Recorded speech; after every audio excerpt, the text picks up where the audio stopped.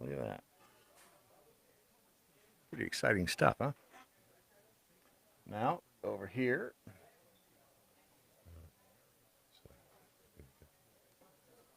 Are you mumbling? Yeah, I am kind of. Aha. Look at that. And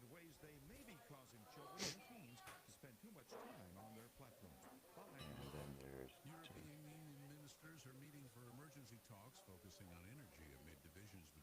hi, everybody. Why are we looking at it? What is that we're looking at? Big clump of nothing. Yeah.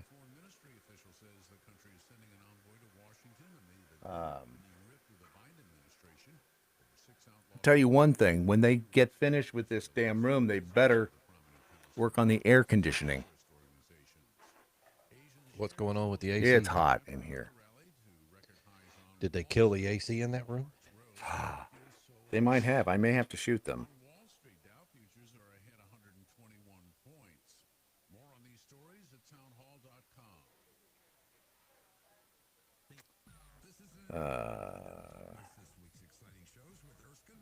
Let's see. All right.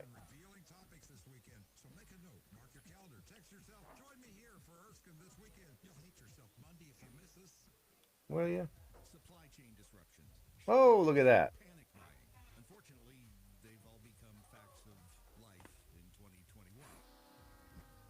This is a little disorienting. Yeah. Being in a different room. We're going to have to talk about real estate on the desktop. And we have Douglas Abrams on, right? Yes, at 7:15. Got it. Patrick, Jamie. No, am I having a bad day? No. Leprechaun. Just trying to get used to the new digs. The new digs. And who? There's a point? Wow.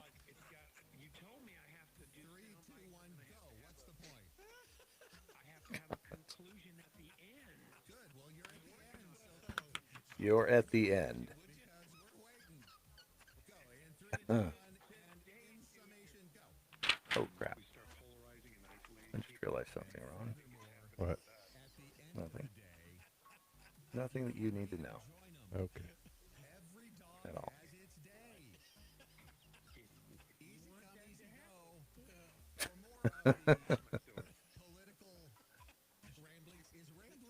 I think. You know, Ron, that was a good one you did there. That was funny as shit. I love that one. All right, here we go. Mojo 50. The question isn't who's going to let us. The question is who's going to stop us. Adjust your mojo now. Mm-hmm. Thank you.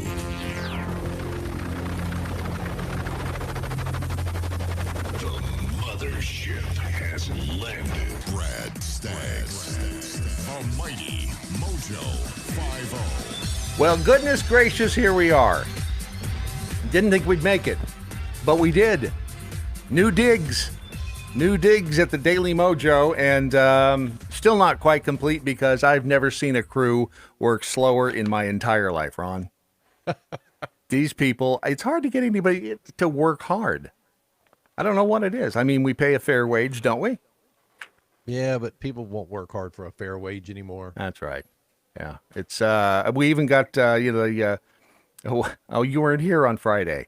Nope. We had a great soundbite from a woman who worked at Amazon and was just pissed off that she had to work at Amazon. It was like, if they just there's only one elevator, we got to walk up and down the steps. They expect us to be productive. Maybe that's where we got our crew. But these are this is the new studio from the basement of the Desert Air Motel Convention Center Disco Lounge. It looks a lot better than it did. I'm not sure I enjoy being in the basement more, but That doesn't look bad from this angle. Well, it's and as long as they fix the air conditioning, I'll be good with that. Let's see, we have a discussion coming up here in just a few minutes with Doug Abrams.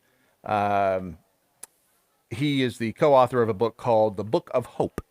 He wrote it with Jane Goodall, and it's basically about finding happiness in a crazy world. And Jane Goodall, she was, Gorillas in the Mist. Yeah. And so she's lived with gorillas, which may have been where we got part of this. Most of our wives have too. Exactly. Thank you. Hold on. Let's see if this all works. Yep, it does. Boom. Yeah, it works. But first, it's so good to have you back. I mean, you were missed. Thank you. You were missed. Everything was my fault, though, when I was gone, right? Yes. Okay. Well, why wouldn't it be? I mean, just because you weren't here doesn't mean it wasn't your fault. I know. But so you and your little friend Rocky went on was this just getting to know each other more intimately? No, actually, no. Uh-huh. No, it was a fun trip though. We got to go to his family's house and spent. That's where we stayed for the 5 days we were gone. But no, this was Phantom's Feast, Ghost Hunt, and then we actually got to do a couple of the other ghost hunts in town. It was pretty fun. Did you do any elk hunts? No elk hunts. No, really? Okay, because so those can be fun. A lot of history though. No. Got to see a lot of history and learn about. It's a very Italian place up there. Let's just say. And you met his parents. I did meet his parents. So that's where we stayed. I met his brothers and sisters. Well, see, I think this is getting serious, quite frankly. I mean, you've met his family now. Did they? I'm sure they liked you. What's not to like? That's right. Thank you. So it's going to be. I mean, it's going to be a big wedding. Is it going to be? I mean, just have aliens. We'll talk more about it tonight on the show. But okay. Now you're saving the content for later.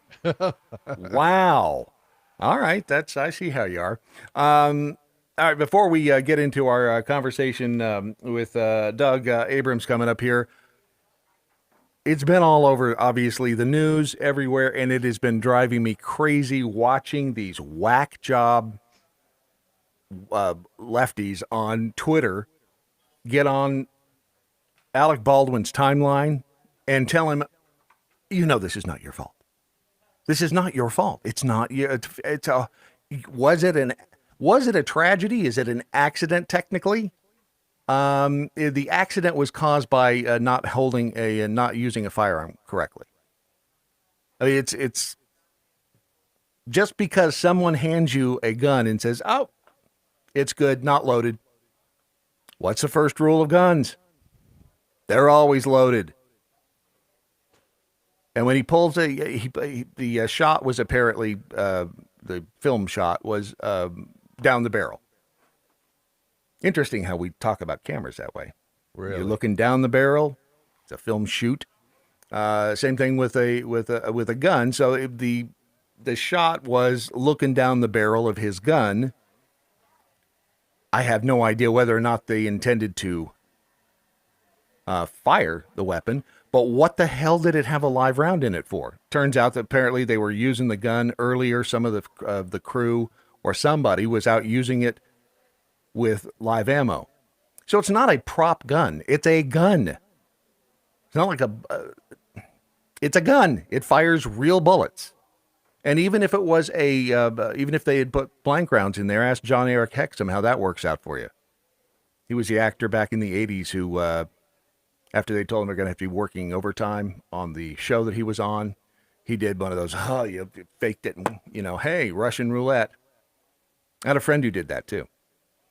A few years ago, she and her husband, she did the same identical thing.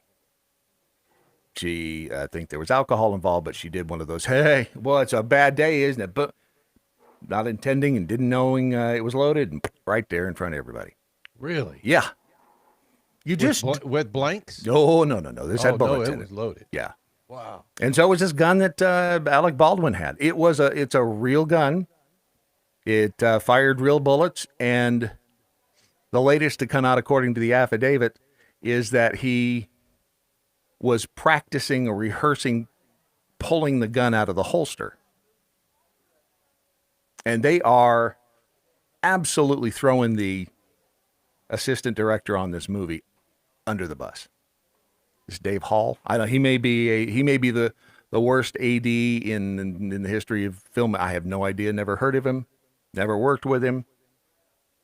But if, according to the affidavits, the information been released by I guess the Santa Fe police, this guy has been fired from other movie sets where there was mishandling of weapons. And again, they had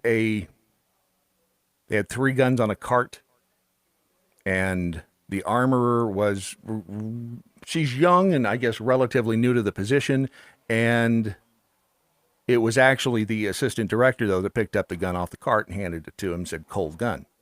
Which again, it doesn't matter what the guy said to you. When he hands you the gun is now your responsibility. And one of these idiots on Twitter said, well, do you expect him to, check the explosions and car crashes and all that? He's just an actor. And actually, he's a producer. Alec Baldwin is a producer on this movie. So, yes, actually, it is his responsibility to check all of that. And there'd already been complaints about safety on the set. And it's a horrible outcome. But they are all, if you look at these stories in like Deadline, Hollywood, and Variety, They will say, Alec Baldwin was holding the gun when it fired. Well, no. The gun didn't just magically fire. He pulled the trigger. So Alec Baldwin pulled the trigger on the gun that killed the woman, the cinematographer. And was I talking? No, I wasn't talking to you because you were off with Rocky. But I was talking to somebody about that. I said, how did one round hit 2 people? Yeah. How do you think it hit 2 people? Probably went through one. Yep. Went right through her and hit him. I mean, it's horrible. It's a horrible situation. And, you know, it doesn't matter whether Alec Baldwin is a dick. No bearing on the situation. Now, it does have bearing when it comes to whether or not people will, look at him with grace, although we are all sinners. But to tell him that it's not his fault, when you aim a weapon, especially if it's a real gun, when you aim a weapon at somebody, yes, it's your responsibility, yours, to make sure in the movie world, in real life, when you hold a gun, when you aim it at something or somebody, you have to be ready to shoot and eliminate that person or Correct. thing. Yeah. Otherwise, there is no reason to be pointing a gun at somebody. In the movies, it's shot called for it. It's still your responsibility to make damn sure that weapon is clear. I've got Mr. Abrams. So it's just and watch, talk about a 180. We actually kind of need the 180 right now. Douglas Abrams is the co-author with Gail Hudson of the Book of Hope. It is Jane Goodall. Would you consider, and welcome to the Daily Mojo, Mr. Abrams, how are you? You still got him? I still got him here. I'm looking. Hang on. Did they move stuff around in your studio too? No. Mr. Abrams, are you there? No. We can go on bitching about Alec Baldwin then. Yeah, I don't know what's going on. All right. So anyway, it's the bottom line is that the guy who pulled the trigger, who held the gun, pulled the trigger, fired the weapon at somebody. I don't know how that isn't that person's fault. No idea. But it's really truly astounding to sit by and watch these people try to make excuses and tell him it's not his fault. And no, I'm sorry. When you hold the gun, you pull the trigger. All right, let's try it again. Mr. Abrams, can you hear us? Yes. One moment, please. This is the operator. I'll place you in. Thank you. We got through the operator. Excellent. He'll be the next voice that we hear. You're now connected with Brad. Mr. Abrams, how are you, sir? Good morning. Good morning. I'm doing great. How are you, Brad? It is a beautiful day in the neighborhood, and I can't think of a better time for this book than right now in the world in general, and this morning in particular. The Book of Hope. Now, are you considered a co-author? It's when you have a person, Jane Goodall and Douglas Abrams with Gail Hudson. How does that work? What's the proper term to describe you on this point? Exactly. A co-author, obviously, Jane is the 100-pound gorilla in the arrangement, right. Or chimpanzee in this case. Right. She's the big fish, but right. I had the privilege of working with her. Well, and you've worked with some fairly heavy hitters yourself, the Dalai Lama, and who was it was the Dalai Lama and Desmond Tutu on the yes. Book of Joy, exactly. And this is the second book in the Global Icon series called The Book of Hope. You're hanging out with some pretty heavy hitters. It's really fun to get to talk with these amazing people and then to bottle it up and get to share it with the world. It really is. And with Jane Goodall, of course, she from the Gorillas in the Mist. And how long did she spend living with gorillas? Well, it was actually, I was making a joke there. She actually was with the chimpanzees, and she was there for several decades and still continues, her research continues to this day. But the Book of Hope is really her first attempt to look at human beings, the most confusing and fascinating ape of all, and to look at and look at us and see whether there's hope for us and how we can have more hope in our own lives. And it was just a fascinating conversation. Let me guess: the more she knows humans, the more she loves chimps. Well, it's so funny. I think we're the best and the worst of what's possible. That is for sure. But one of the things I learned from her is that hope is a human survival trait. It is something that we can't live without individually or collectively. And, it was fascinating to learn that, hope is often the difference between success and failure, happiness and despair, life or death, and even potentially survival and extinction for our species. So it's something we really fundamentally need. It's something that we can actually cultivate in our life and have more of, which was just fascinating. And I will have to tell you, growing up as a New Yorker, I was kind of cynical about hope. I was wondering whether it was kind of, often we think about hope as, let's hope for the best. It's kind of a passive or weak response. But what I learned from Jane is that hope is meaningless without action and unable to be sustained without action. So actually, real hope is actually something very powerful. Oh, absolutely. I've always heard, never take away someone's hope. It may be all they have. And that is That's a good point. Yeah. That and life holds on if given the slightest chance. There's an interesting portion of the book here, half sinner, half saint. So you asked her in the end, who wins out, the evil or the good? Are we 51% good or 51% evil? What'd she have to say about that? That was so interesting. Wow, you zeroed in on actually perhaps the most fascinating piece for me in the whole conversation, which was she said she thinks we're split down the middle, that we're 50-50, and what wins is the environment we create and what we encourage. And what blew my mind when she said that was that fundamentally the things that we think of as the villainous part of ourselves, our selfishness, our greed, our aggression, these are often, what she basically was saying is those are some of the things that helped us evolve and survive. Sure.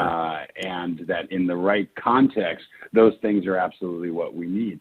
So ultimately, what we create in our culture and our society is what we encourage and what wins in whether we become angel or demon. Yeah, it's really, that's a great point, because without selfishness, without greed, I mean, going back to the caveman days, it was survival of the fittest. If you weren't greedy and kept a good portion of the food for yourself, somebody's going to die, and at that point you had to decide if it was going to be you or the other guy. But that's where, Right. modern society and morals and getting along with our fellow human being, which on some days is tougher than others, comes into play. Yeah.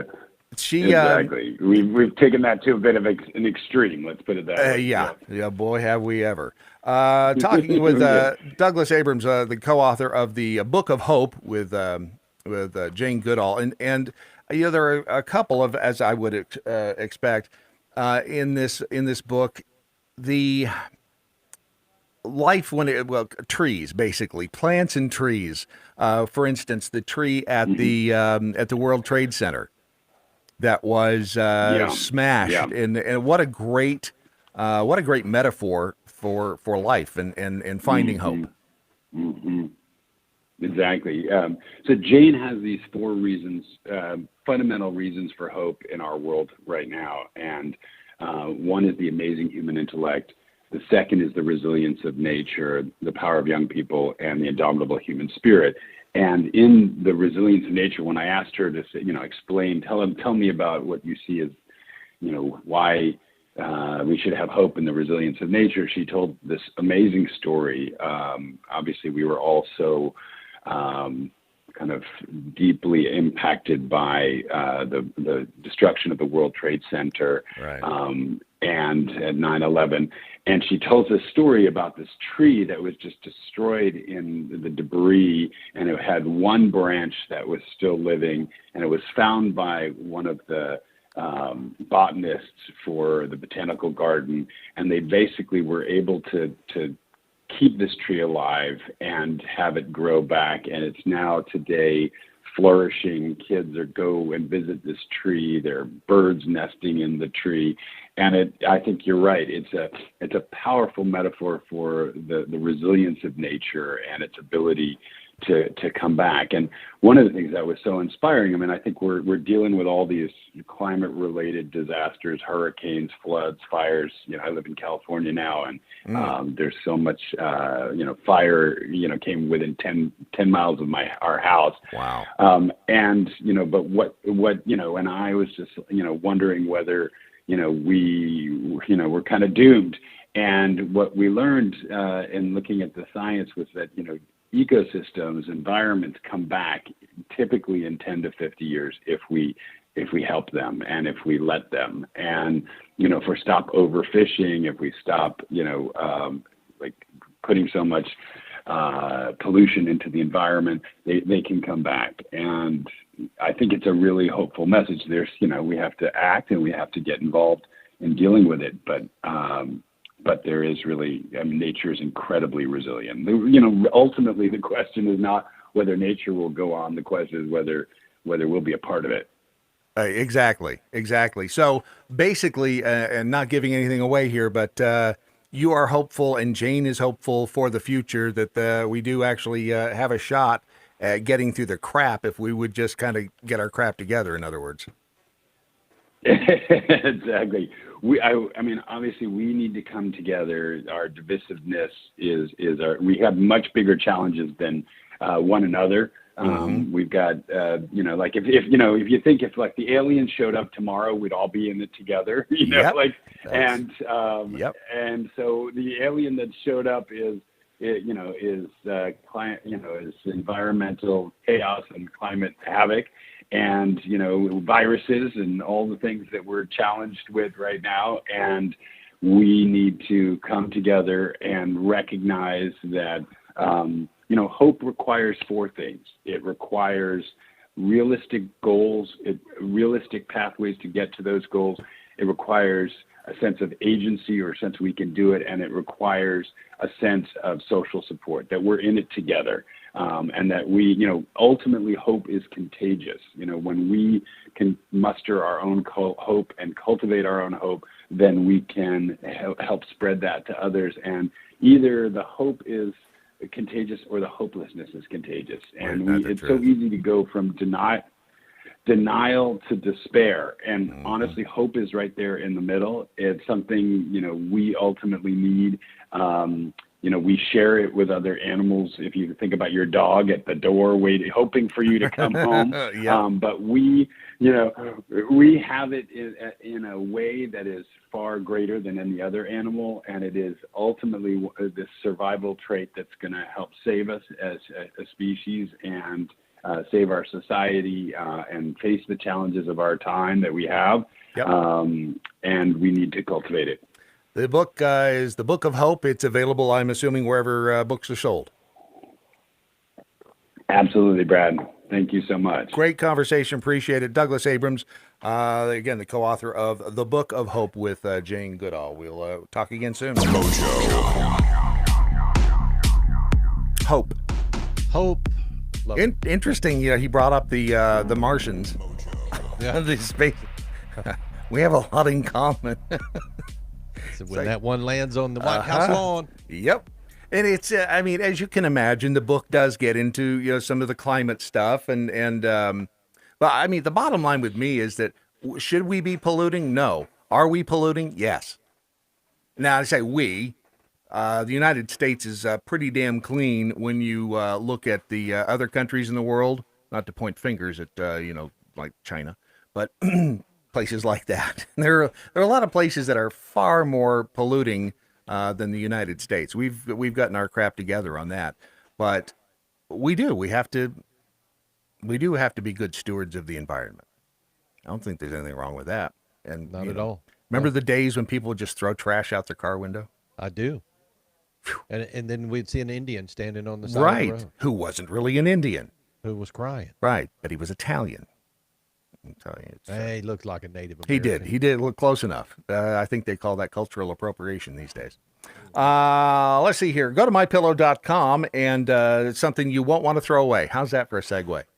Boom. Nailed it. At mypillow.com, you will find everything to make you comfy.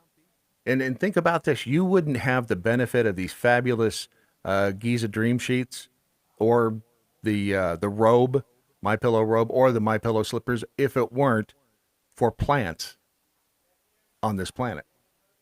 Think of it. True. Cotton. Yeah. See? It's coincidence? I think not.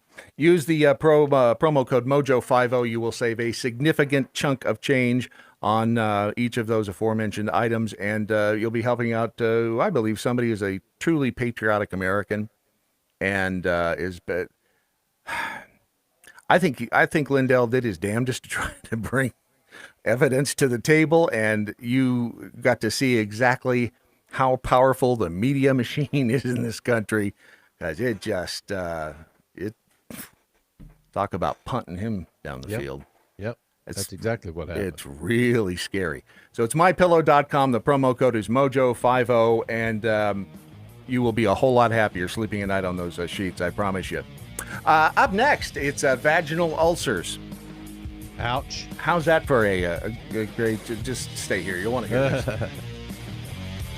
Happily promoting the 4Fs. Freedom. Clear. All right.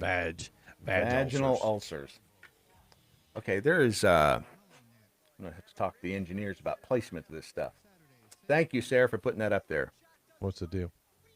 I'm realizing that everything... I know last week I was bitching about everything being on the wrong side. Now it's like most of the stuff is on the right side. Oh, But there's one thing on the left side, or on the right side, which is technically the right side is the left side, but the right side. Oh my God. I know, right? But not bad, huh? New digs. How's your room feeling? Are you still in the same room? About the same. Yeah, about the same. If you'd just behave, we could have you sitting right here next to me. What kind of lights are those? That's kind of cool. They are flat panel LCDs or LEDs. LEDs. Yeah. Those are nice. It's amazing. They're like an inch thick. Yeah. Forget where I was looking. I feel like I might have to start wearing a tie.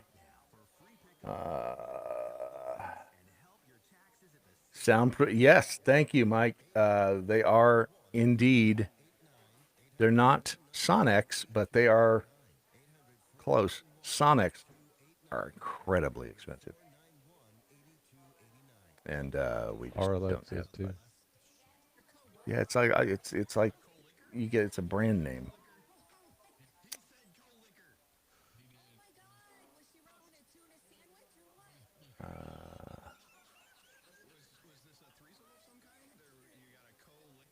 Yeah, it was a revolver on the.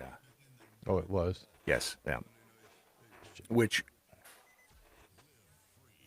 Mojo 50. The Daily Mojo. let's see. Check the incoming communiques, which I won't be doing on that screen. I'll be doing it over here. Eagerly awaiting the Pepto-Bismol Mylanta jokes. Oh, is it because of the color? Possibly. Blah, blah, blah. Love the blah, blah, blah. He says, I'm digging Brad's new studio look. Thank you. Apparently it does resemble. Here's the weird thing. In person, it does not, the tiles do not read as the Pepto-Bismol pink. They're more of a mauve. And if you're listening to the podcast right now, after the fact, you will need to go back and check the Facebook feed. Are we back on YouTube yet? We're still on the backup channel. So yeah, we've been on YouTube. We're just on the backup channel. Right. But so our main channel's not back? It's not back yet. I haven't tried to push it over there. I'll try it tomorrow. Push it real good. Okay. You're welcome. Let's see. So yeah, you can check out the video feed there as well as on Twitch TV. Let's see. DM just tweet. We got a high roller. It's harder to do this when you're looking at your phone. Let's see. Cougar Jack Holdiva. How the Fenork do I have no internet, but Real Brad Staggs tweets still being blinging in every 2 minutes? I can't check my app, but Twitter? What the ever-loving hell is happening? Sounds about like 2021 to me. Yeah. All right, so vaginal ulcers, big news. Especially if you, I guess, have one or the other. Right now, I can see a lot of people going, all right, I got to listen.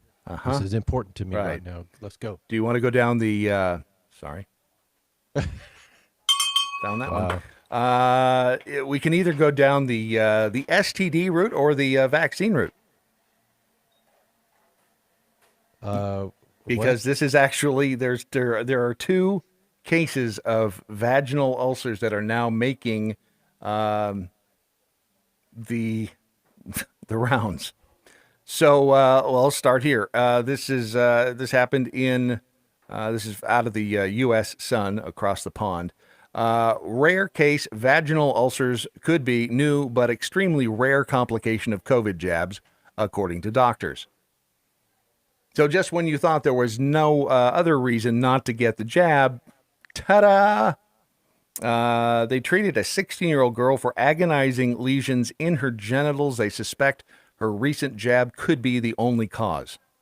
Teenager was not sexually active and had been given her second Pfizer COVID vaccine days before coming to the hospital. Doctors said the young woman had developed agonizing sores in her vaginal area alongside a fever, fatigue, and muscle aches within 24 hours of having the COVID vaccine shot. 2 days later, she went to the emergency room and she was given antibiotics. Did not improve. Wow, do I really want to? They get into pretty.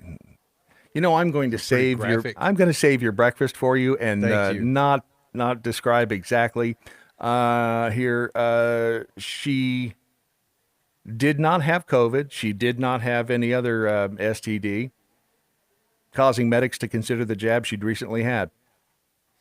They said, though, but if there is a link, the complication would be extremely rare. She was diagnosed technically with vulvar aphthous ulcers, or Lipschitz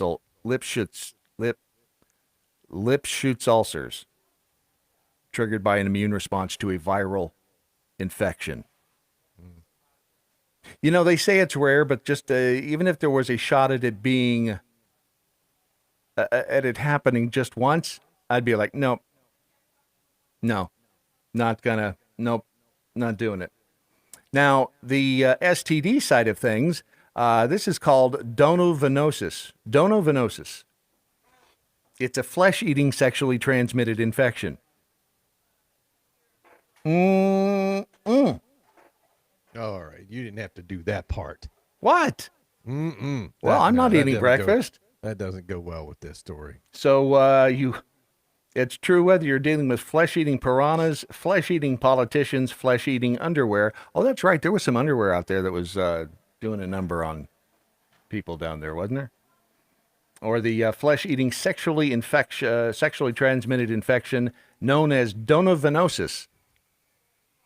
You remember back in the day, it was the 80s when the AIDS epidemic reared its ugly head, and it was like, damn. I remember thinking at that time, people were saying, well, man, back in the old days, you got an STD, and, you know, you had to go and get penicillin. Now you get it, and it kills you. Now, of course, we've come a long way since then because they have the drugs to handle HIV, which ironically, puppy killers involved with. We'll get to that in a second, too.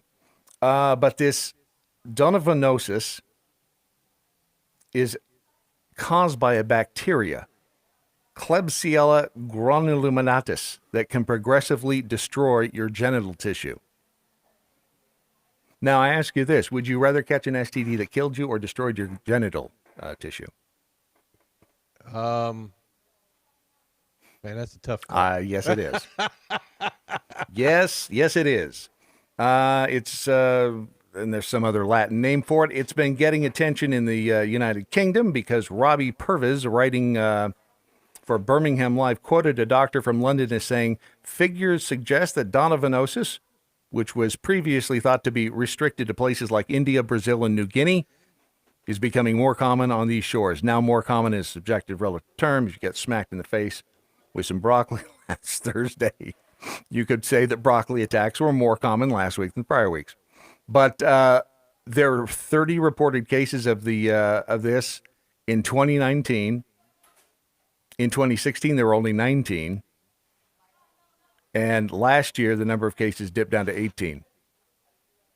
But how in the hell does this even begin? I mean,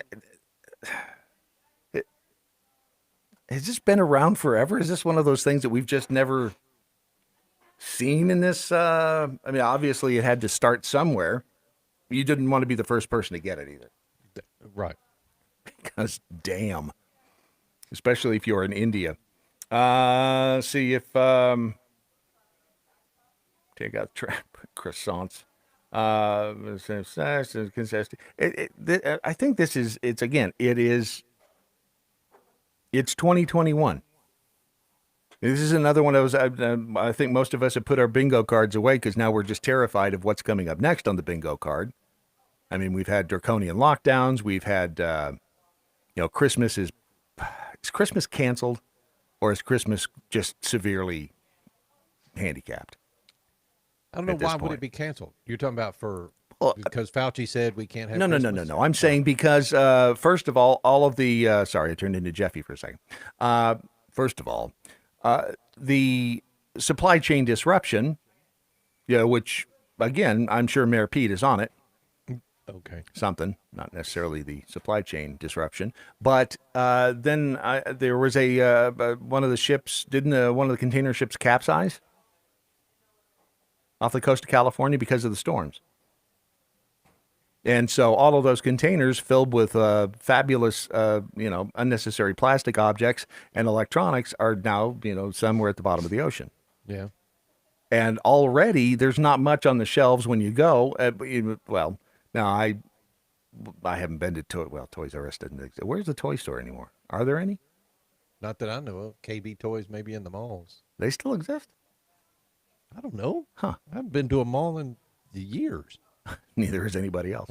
But it's, if you're going to give groceries for Christmas this year, you're going to have a hard time because let me just tell you that when you go, and you know this, you go and there are, in some cases, two of an item, where months ago it was the whole shelf was stocked, and things have gone up so incredibly. Was it Cinnamon Chex cereal went from $3.19 to $4.19 in the course of a week.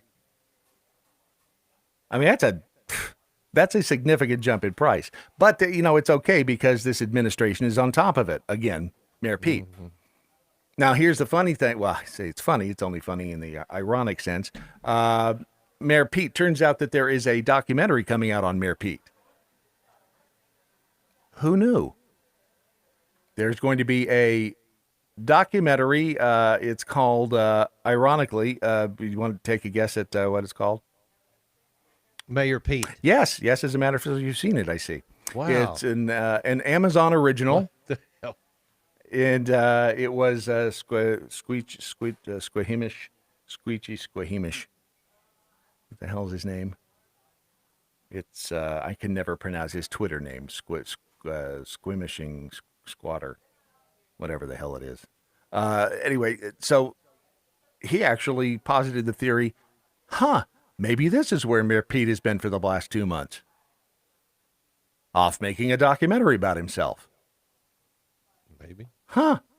Interesting. Nice work if you can get it. The film stars Chasen Buttigieg and Pete Buttigieg. Like a family affair. And this will be, I'm sure, just telling us how fabulous it is to be Mayor Pete, who is arguably a horrible Secretary of Transportation, a great taker of family leave, 2 months worth, and it is rated, by the way, R. How could a Mayor Pete documentary be rated R? Why is it rated R? I have no idea. It says language. In their parents' guide, it says,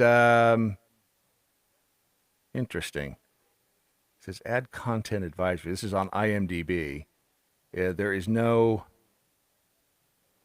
content advisory on it, but there is one review, and whoever it was that wrote this gave it 1 out of 10. He said, I found this to be lacking content, and it really failed to resonate. Feels like just another pan on just another Washington insider.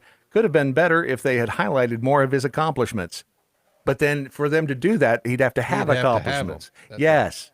Right. His accomplishment is he's gay. Ta-da! In 2021 now, it depends on who you sleep with. Or, if you decide to lop off parts and attach parts, which, do what you want, but this is not a good standard for a resume. Just the more that this happens, the more, and you know what, for the past, was it 3 days? And yeah, and you can send all your hate mail to Ron, because it was him that didn't allow us to get, on the air yesterday. It was either that or the workers. I can't remember which. But I didn't pay much attention to the news, except for the Baldwin thing, but it's amazing how much lighter you feel when you don't listen to the news, because the shit show that's happening all around us, you don't necessarily have to pay attention. But remember, not paying attention to this is what got us in the position that we're in right now, which is not a good one. Not one of the funner ones. So unfortunately, we have to pay attention. It's our duty. Ron, I'll just do double time for you, since I know you can't be bothered with it. You'd rather be running around with your, can I call him your fiance yet? No. What? He's my little friend, Rocky. But you met his parents. I did meet his parents. Okay. And his brothers and sisters. Well, that means it's serious. You don't take your little friends home to meet a whole family unless it's serious, unless you got, stuff on your mind. You know this. You're old enough. Crying out loud. But it's the identity politics. And when you are, I just can't get over looking at the top cast of Mayor Pete. Chasen Buttigieg as self. And Pete Buttigieg. Guess who Pete's playing? Himself. Hey, how'd you know? You've seen this before, haven't you? I have not seen it. Son of a. So I guess, is it, I'm going to have to watch this because, let's see, release date isn't until the 12th of November. It's a whole new meaning to release date, doesn't it? So it'll be on Amazon. Ron, you'll be there on the edge of your seat watching this one. Tell me how it goes. Gutter Drunk says there is a technical term for blue waffles. Is he talking about Donovanosis? And yes, Rebel Patriot nailed it. Thank you. So the jab causes taint rickets. How many times? Right? You don't want taint rickets either. Taint misbehaving. See, in Florida man, Ron Phillips internal monologue. Please let him go down the STD route. I don't need 3 new lawsuits. Yeah. Didn't happen. You never know. Yes, and 6% CSA Podway. Hold on a minute. When I say hold on a minute, I mean hold on a second minute. CSA Podway. I swear, I need a third arm. Is there a possibility of the jab giving you a third arm? I don't know. I doubt it. But those things are on the wrong side for you. Well, but this has always worked before. Because you're always over here. And they're always... You know what I need? I know what I need. You know what I need? What? Yes. I didn't figure you would. No. No, I figured out what I needed to make this thing work. About $1 million. Yeah. And I can make that might solve a lot of things. Yes, it would. Turn out the lights. The party's over. Did I say what CSA Podway? Oh, yes. CSA Podway. Sorry, I got lost in my own inner monologue. I think the words you're looking for are taint rickets, red, beefy ulcers. And let's be frank in PA. Are we financing gain of function in taint rickets now? Possibly. Would it surprise you? Wouldn't surprise me. Not at all. You know, so while you were gone, who was, this is a stupid question. Who was holding down the fort at Romika Designs? That would be the family. They were handling it for me. We did get a lot of emails, a lot of people now coming to the realization that we can pretty much customize anything. So we thank you for that. Send the emails. If you have questions, we'll respond. That's what I got to do today is respond to almost all the messages. So, how many, all your emails, how many you got? Probably 15 people asking 1,000? questions. Yeah, no, I wish. Not 15. Just 15. Let's see, 19,700 and some odd. So what was what's the most requested item so far, this month? This month? Mm-hmm. Ornaments, because we're getting closer to Christmas. What? Yeah. Is it almost Christmas time? Yeah. People wanting us to do some custom ornaments, which we can do. Okay. Some ornaments for their businesses, which we can do. Can you cut out things like gears, wooden gears? Yeah. Because I had an idea. Yeah, we can cut out wooden gears as long as it's in wood or MDF. Right. Yeah, we can do that. Most wooden gears are made out of wood. Okay. Wooden gears. Well, just checking. You didn't say wooden gears. I did say wooden gears, didn't I? Okay. You just don't listen anymore. You know, that's the problem. That's been the problem with our relationship the whole time. You just don't listen. Okay. All right. So if a person wanted to get something custom done for the love of their life for Christmas, they would go to Romika Designs and drop you a line. RomikaDesigns.com. Yep. And send us an email, fill out the contact form. Just hit us with the question. Let us give you some examples of what we can do or some ideas for your gift. Hit us with your best shot. Hit us with your best shot. RomikaDesigns.com. Effing Florida man, did Real Brad Staggs just ask how STDs begin? Let me help. It's women, isn't it? It's women. It's women and their wily ways. Yes. I'm telling you, it's, let me check the... I'm going through all of the, I was told, hey, make sure you go through all of the motions that you'd normally do in a show. That way we can make sure we don't need to move anything anywhere. So I'm going through another motion. And that motion I'm going to tell you one motion you need. Yeah, baby. WD-40 on that chair. It is noisy. I'm not sure this is the same chair. Don't come in. Don't come in. So, keep the door closed. I told you never to bother me when I'm cleaning my room. Debbie, over in the Facebook chat room, your governor is helping, I believe. By the way, how are you? Sinus infection gone. Huh. Okay. Must have been somebody Yay. else. Well, yeah, we're glad that your sinus infection is gone. And would Miss Bell. I'm sorry. See, again, I've got too many fingers and not enough places to stick them. I wasn't exactly going to go with that, but that seems like. I'll leave it to me. I'll take you there. Thank you. You're welcome. So it turns out that our fine Dr. Fauci has been torturing puppies. Was that true? Yes. The National Institute of Allergy and Infectious Disease head, Dr. Anthony Fauci, is under fire. And he is under fire for funding research that basically infects beagle puppies with parasites in order to test an experimental drug. You do not know what you are talking about. It is fascinating to me that of all of the crap that Fauci has pulled, his tyrannical rants and his, F your freedom and oh, sorry, that was Schwarzenegger. But Fauci said it in a different way. And a lot of people on the left they'd kind of let that slide. But once he's torturing dogs, unleash the hounds of war. So the weird thing about, or I say weird, it was what they do with these dogs apparently is to keep them from whining. Literally, they slice the dog's vocal cords so they can't bark, so they can't whine. And then they infect them with these parasites, which of course is miserable for the dogs, but they can't whine, so the researchers don't have to listen to it. It's another one of those things that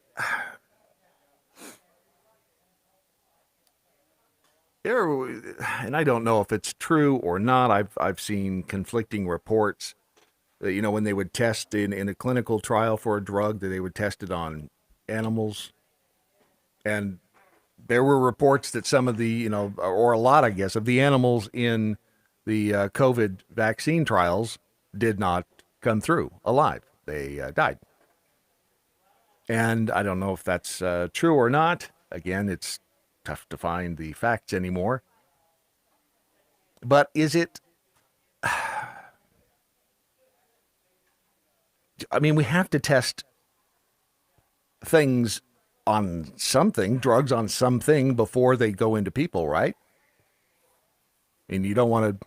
That's kind of what they're true, because we've been doing that for years. Right. Any of our testing has got animal testing as a part of it. Now, I will say that when nobody it's ever wants to think of it, right? But that's what they're doing. I was at one time married to a whack job lefty. One of the 7 wives. Never know which one it is, but she was a full-blown member of PETA. Yeah, kind of gave it away, didn't I? Anyway, so she went to D.C. On one of those PETA marches, and I'll have to say that I do tend to agree with them on this. Like, when they're testing like lipstick to make sure it's okay for humans, they will put lipstick in, I don't know if they still do this or not, but in rabbits' eyes to see if it irritates the rabbit. And, that's part of the test, which, is it really okay to, something like lipstick, which you can live without? Is it okay to test on rabbits, on animals, things like that, things that we don't necessarily need, that we just want? That's where you start getting into that gray territory. No, but again, like you said, nobody wants to think it. Nobody wants to see the sausage being made. Correct. If you visited a slaughterhouse, you would not enjoy the process through which your McDonald's hamburger is created. But with this Fauci thing, the allegations raised by the White Coat Waste Project, it's a nonprofit watchdog organization that raised the alarm about the NIH sending U.S. taxpayer dollars to the Wuhan Institute of Virology for research on bat coronaviruses. And remember, Fauci or the NIH did admit that. Remember that. And where'd that story go? It's like, he lied. He lied. Yeah. Rand Paul was right. He lied to Congress. That's what got Bill Clinton in all kinds of hot water. But apparently Fauci is immune. So this FOIA request, Fauci apparently involved in a different type of research. And the labs are in Africa, California, Georgia, and Maryland. In 2018 and 2019 in Tunisia, and this was again funded by Fauci, they deliberately infected 44 beagle puppies with flesh-eating parasites for the purpose of testing out an experimental treatment, according to The Hill. Investigators showed that Fauci's NIH division shipped part of a $375,800 grant to a lab in Tunisia to drug beagles, lock their heads in mesh cages filled with hungry sandflies so that the insects could eat them alive, basically. They also locked beagles alone in cages in the desert overnight for 9 consecutive nights to use them as bait to attract infectious sandflies. According to the group, the research was also being conducted stateside in California, Georgia, and Maryland. The nonprofit alleges also that while the experiments were being conducted, scientists performed chordectomies. That's the removal of the vocal cords on some of the puppies so the workers would not be bothered by the tortured puppies barking. In response to the allegation, at least 23 U.S. legislators from both parties signed a bipartisan letter demanding answers. Now, look how quickly they jumped on that. Bipartisan letter signed by 23 of our fearless leaders. And yet when it comes to the lying, where are they? I mean, aside from Rand Paul, who else is really calling? And you see the occasional tweet from, Marjorie Taylor Greene and Lauren Boebert and that sort of thing. But where's the outrage from the left on what Fauci's been doing? But you get beagle puppies involved and it's... Well, I started to say mice and rats all the time, right? I mean, yeah. Isn't the physiology of a mouse similar in some part to humans? I've heard that about every animal now. I've heard that about cows. That's why UFOs mutilate them. We're I guess genetically similar to everything, but it hits closer to home, I guess, when you hear the words puppy. Yes, because you don't typically have mice as pets. You have mice as nuisance running around your house sometimes, and so people don't put them in the same boat. Right. Yeah. I mean, you're not going to snuggle up at night with a mouse. Although you might. Whatever. Hey, whatever floats your boat. And some people love to have rodents as pets. Right. Others like to have them to feed their pet snake. In our case, Doc Kitty loves to bring them in, bath them around for a little while, and then let them go. Still haven't figured that one out. But, and let me get a story for you. Remind me next hour. Will this be his undoing? Will this be Fauci's downfall? I don't know. It's the way the news cycle is. This stuff it comes in and it's gone. A day on it and maybe 3 and shoo. Unless, of course, you're Dave Chappelle and pissing off transgender people, in which case that story will hang around for weeks. And he's right. That chick from Australia, what's her name? Gabby, the comedian. Yeah. She ain't funny. Well, more of your Daily Mojo coming up. What the hell's her name? I don't know. I'll be right back. Hannah Gadsby. All right, let me see if I can sign into this thing over here. Almost fun. Oh, I did. What have I got? Nowhere.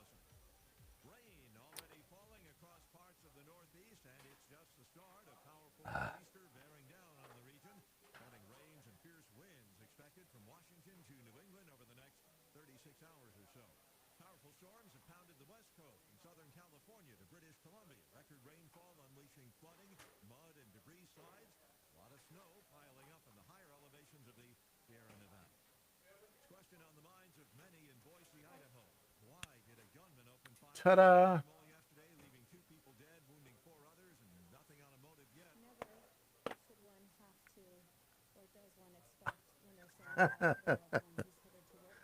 Oh, he disappeared.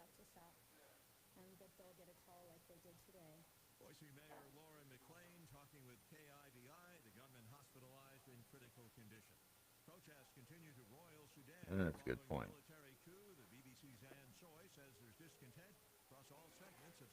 Professional associations, which are some of the groups that called for protests in 2019, are at the same time asking their members to come out in large numbers. The Doctors Association has announced a nationwide strike, withdrawn their doctors from military hospitals. They're saying that doctors will only be available for emergencies in other hospitals, and they're saying that they have to agitate for the return to constitutional order. Senate Republican leader Mitch McConnell blasting Democrats for wanting to tax money that Americans haven't even made yet. Tax on unrealized capital gains. I only need a small what? Oh. What? All I could see was Brad only needs a small. Oh. Everything come out all right? Yeah. Yeah. It is indeed Tom Tom's Tuesday, isn't it?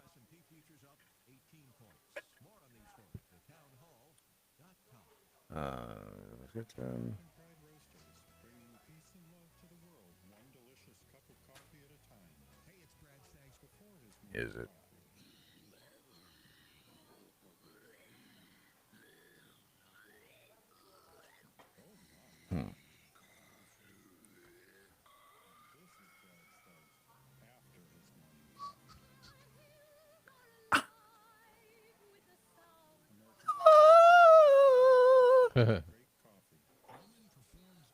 This headline is so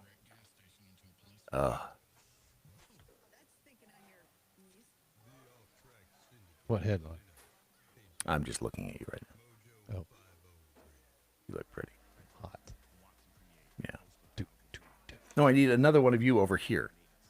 So I can look over here. But it'll still look like I'm looking at you, but I won't be looking at you there. I'll be looking at you here. Put my camera on top of the TV where I'm at. But then I have to turn all the way around. That's what you were doing before anyway. No, I was turning off to the side. You were over here, Oh, that's true. not back here.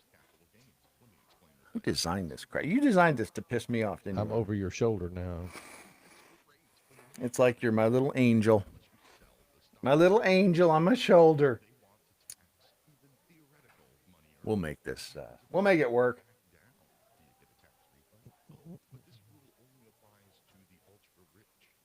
Does it? Well, this chair is the loudest chair.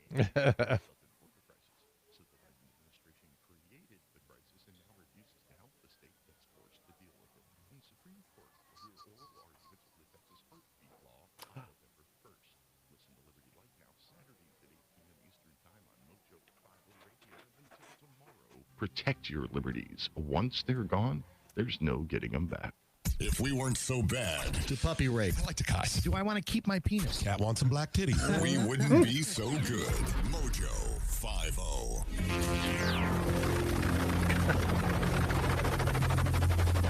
The mothership has landed. Dang it, Chris just tweeted 23 representatives. That's still only 4.3% of Congress willing to stand up for puppies. We are doomed. Yeah. Don't forget, though, let's go back to the lesson we learned in the first half hour of the program. Hope. Never take away someone's hope. It may be all they have. Yep. I don't know. I'm trying not to.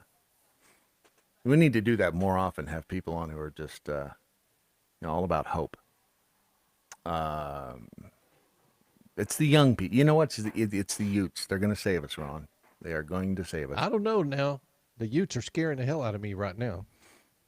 Some of them. Some of them, yeah. Let's see here. Beaver73, I posted about this treatment of beagles back in August. It's going to go away because Fauci has money and power. Oh, Yes, he does. And there is a story about Fauci and money here in just a second. But I wanted to point out how, and not that there needs to be a spotlight shown upon it, but this is just really,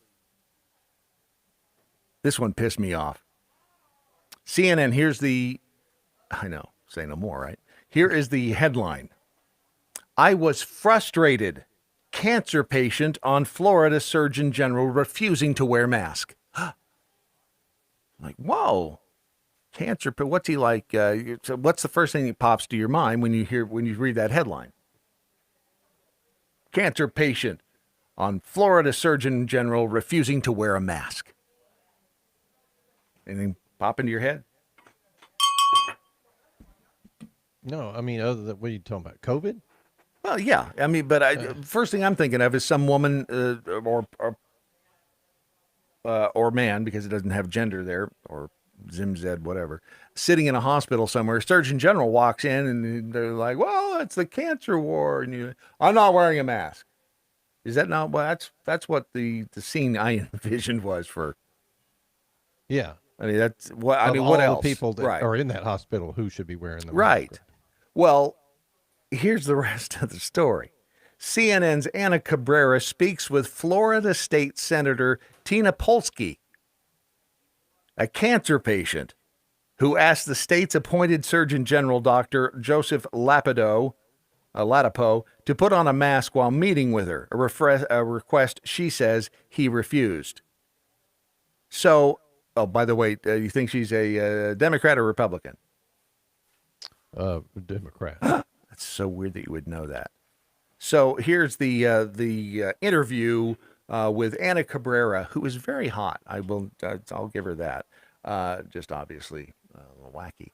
And the state senator Tina Polsky. At one point suggested you have the meeting outside rather than him putting on a mask. But what kind of reasoning did he give you as to why he simply would not put one on? He said he doesn't do interviews with a mask on, and I said, I can hear you perfectly. I've had many meetings here because I was wearing my mask, and this was an interview. He needs to be confirmed by the Senate within, if not this session, then the one next year. Interesting how the story, the more you get into it, it's not like a cancer patient with a surgeon there and the surgeon going, F you, I'm not wearing a mask. Huh. It's a Democrat here trying to go after Florida's Surgeon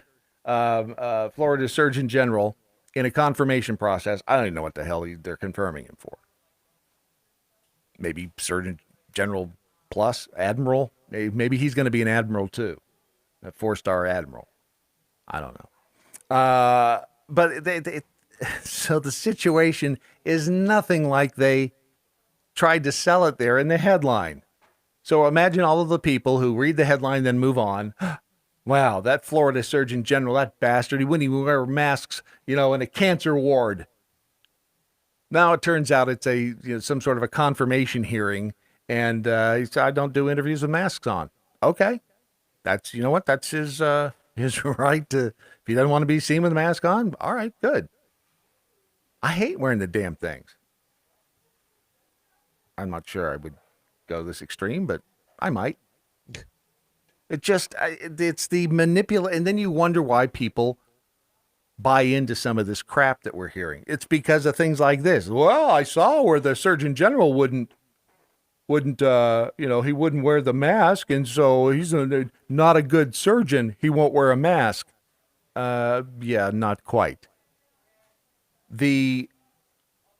Oh, shoot, I keep thinking of things I need to tell you, and then I keep thinking I'll have to, because speaking of the truth, and this is beyond wackadoodle. And then we'll get to the Fauci thing. So PJ Media is, if you're not familiar, conservative news site, PJ Media's account was locked by Twitter. I think this was yesterday. So it says, it was last night. So, do you want to know why their account was locked at PJ Media by Twitter? What did they post? They posted Rachel Levine is not the first female 4-star admiral because he's a male. That's it. That's the there tweet. You go. Yeah. Twitter wanted PJ Media to delete the tweet. It said, by clicking delete, you acknowledge that your tweet violated the Twitter rule. What the hell's the Twitter rule about that? Rachel Levine is not a female. Sorry. That's science. She's not. Yeah, it seems like that designation as being the first female 4-star general, right, is taking it away from the actual first female. Thank it's you. Like stripping it from them. Right. I mean, that sucks. There's a couple in there. Rachel Levine is not a female. Now, she may present as female. I've thankfully never seen her naked. But she's a transgender, I guess, transgender woman. But she's not a female. And I'm just saying she because it's easier.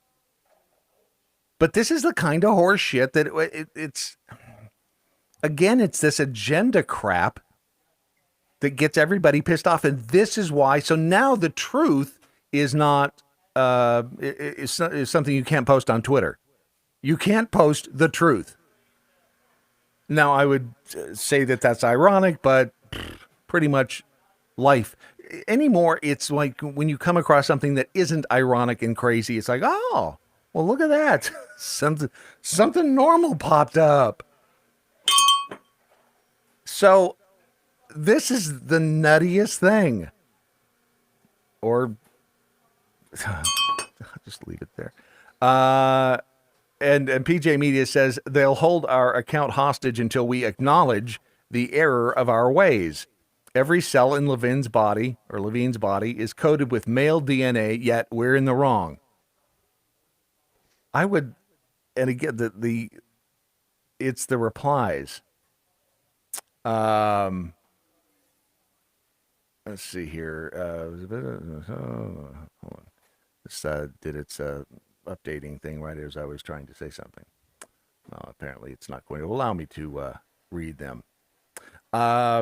This Paula Bolyard, she responded to the PJ Media thing. She said, I'm a Christian, and it would violate my conscience to lie about Levine's gender, yet that's what Twitter is demanding. Levine's feelings matter because he's in a protected class. As a Christian, I don't have the same privilege, nor do I get the benefit of the doubt. And is Paula Bolyard, she's not the P behind PJ Media, is she? No. She's the editor at PJ Media. Okay. So, you get banned from Twitter for saying, for quoting facts. I mean, that's you can't argue with that fact. I mean, you can, but you can't, dude. And I'm going to tell you, if there are anybody today using Twitter with the expectation that you're not going to be censored or you're not going to be challenged on your thoughts and processes, you're an idiot. Here's the thing. Twitter is quote unquote a private company, right? They can do whatever they want to do. They can tell you that you, but the people are too hooked on it, Brad.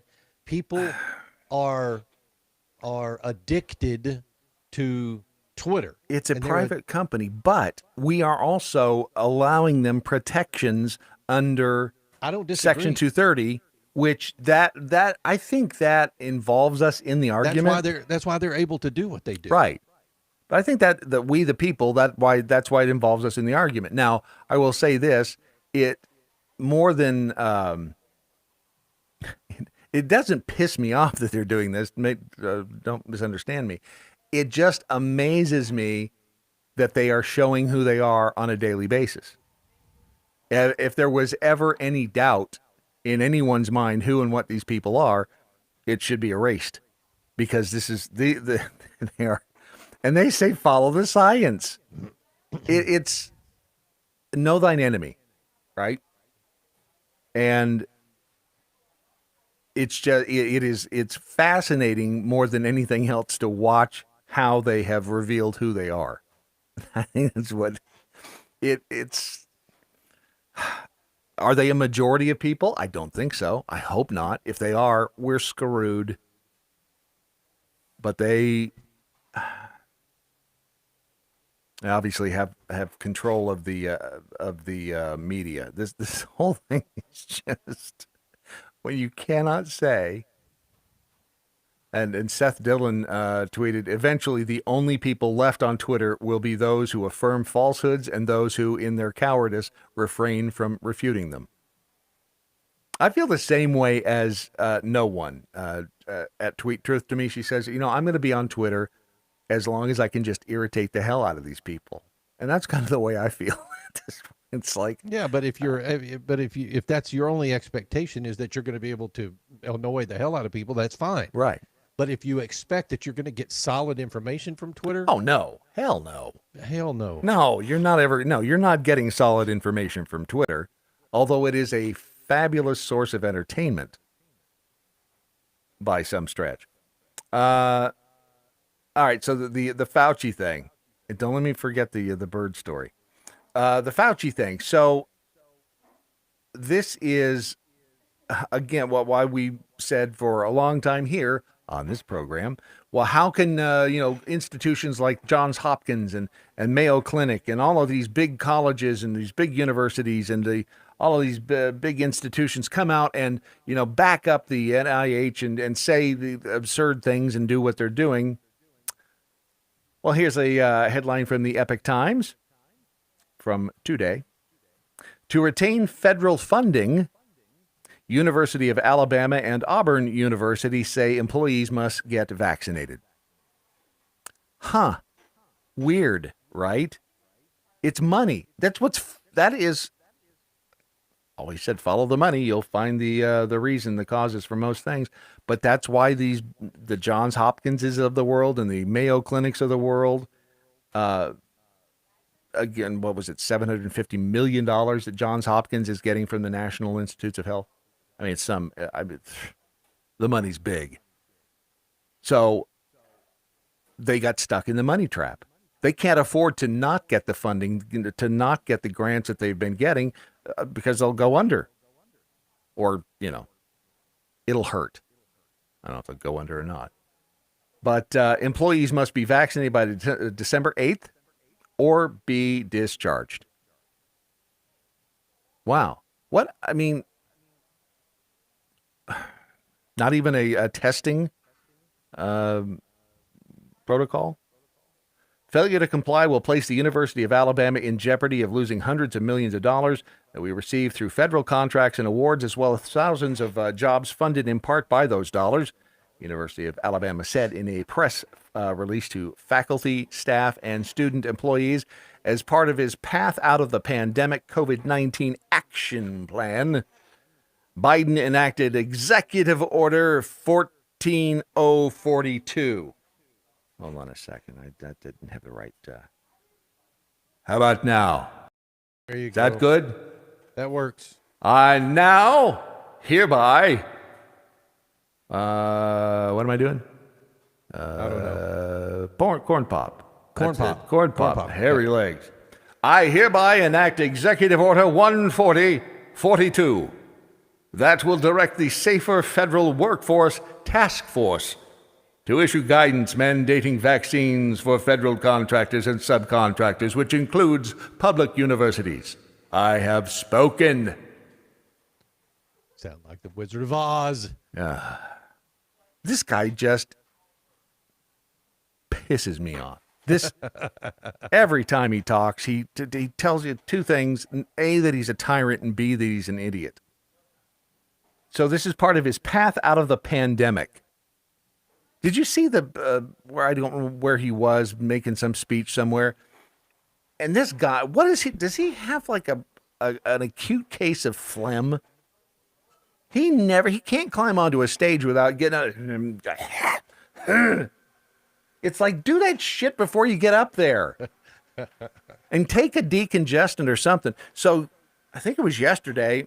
He's up there and you see him go, coughs into his hand, climbs off the stage, goes and starts shaking people's hand with the hand he coughed into. McFly. This is the president. And people don't even realize that that's what's happening. When you shake his hand, you didn't care that he coughed in his hand. How could you not? He's standing. What a maroon. As a federal contractor, the University of Alabama, like most higher education institutions, must comply with the executive order and accompanying guidance with no flexibility in its application or enforcement. University of Alabama said medical and religious exemptions will be considered and that it will continue to closely examine and monitor these federal mandates. Now, right now, the OSHA is still, I guess they've turned in. Who really knows what the hell they've done? Have they turned in some text to the was it the Office of Congressional Management Budget? Is that? Yep. They've turned it in. So they're going to look at it and go, huh? Okay. Well, yeah, and they get up to 90 days to do that, but you can bet it'll be sooner than that. I wonder if behind the scenes they're wondering, can we do this? I mean, I don't think they're wondering, can they do this? I think that thought's already been passed because then they went through the process of creating the bullets. The fact of the matter is that I saw a statement that says OSHA can make a rule if it eliminates grave danger, and that's what they're calling this. If it saves someone from grave danger, and that's why they can't let out the number of people who have died or been injured by the vaccine. Oh, yeah, because that danger is probably higher. Right. And OSHA has also, where was that? I saw that. They have, yeah, here it is right here. By the way, Alabama, over the course, we'll get to that in a second. OSHA has quietly released a new FAQ that clarifies employers are no longer required to report adverse reactions caused by the vaccine.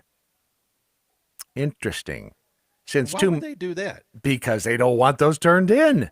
They don't want that. They don't want to have that information. Since too many people are becoming injured or dying as a result of the jabs, this is from dangerousmedicine.com. So again, don't believe anything I say. Look it up for yourself. I could be lying to you with every word. Since too many people becoming injured or dying as a result of the jabs, OSHA and other federal agencies are working diligently to hide the truth in order to avoid any appearance of discouraging workers from complying with mandates. Even though 29 CFR 1904, which I guess is the, whatever the hell it is, the number of the regulation, requires businesses to report all vaccine side effects to health authorities, OSHA has made an exception for the COVID shots. Department of Labor at OSHA, as well as other federal agencies, and this is the FAQ. Department of Labor and OSHA, as well as other federal agencies, are working diligently to encourage COVID-19 vaccinations. OSHA does not wish to have any appearance of discouraging workers from receiving COVID-19 vaccination and also does not wish to disincentivize employers' vaccination efforts. So through at least May 2022, OSHA will not be enforcing 29 CFR 1904's recording requirements, which otherwise would have required all employers to record worker side effects from the vaccine. Huh. Ain't that something? Ain't that something? So they don't want to know. They don't want to know about all the bad things that could happen. This is...